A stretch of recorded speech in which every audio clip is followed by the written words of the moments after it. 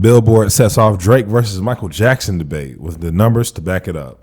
Man, I don't know. Drake versus Michael Jackson, that seems like a stretch to be even in comparison. But like the article stated, there's numbers apparently to back it up. You want to talk about this a little bit?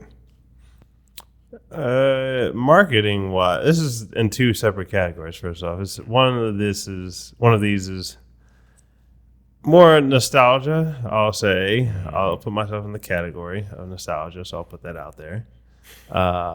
But I don't think that even with these numbers, it's a different ball game today than it was in Michael's day. So Michael only had like the radio and a little bit of TV to help him out. You could say that was a pro or a con. Drake has a lot more access to all the quickness of the digital space than Michael had when his first releases were coming out. So that's a little bit of a difference when it comes to comparing them with numbers. If they both, I don't know, it's just a different time. It really is. Like if Michael came out today, there's no saying what would happen because there's like all these other artists. So you could say on Drake's side that since there is so much competition and he's doing this now, at least the numbers he's pulling in now, isn't that more impressive? So, I mean, you could probably talk about this more than I can. Yeah, I mean, for me, it's real simple. I think Michael Jackson was, obviously a legend, but he was also the first in a market, from what I see, in the pop market. That's why they call him the king of pop. He was the blueprint. And, a lot of people came after Michael. If it wasn't for Michael, a lot of people wouldn't be here today, probably including Drake. So I don't know. It's kind of tough to compare an artist to somebody who actually gave them the blueprint. I don't think the world will ever be able to come across another Michael Jackson or experience the same type of star power that he had, just because he was just so innovative and he laid the groundwork for a lot of what artists do today, which is another reason why you see so many artists kind of still pulling from that same blueprint. So, I don't think there's any type of comparison there.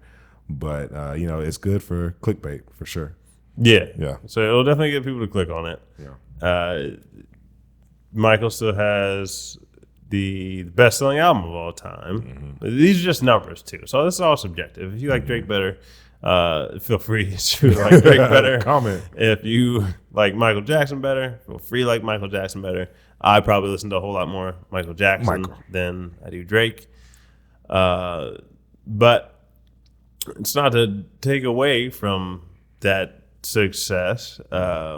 I know that you can play a lot more Michael Jackson around a lot more people. Yeah. I was going to say the only barrier, or probably one of the most important barriers that Michael Jackson doesn't have, that Drake does have is age. What's age appropriate? Michael, you can play that anywhere, little girl's birthday party, so on and so forth. You can't say the same thing for some of Drake's music, so that makes it tough too. Yeah.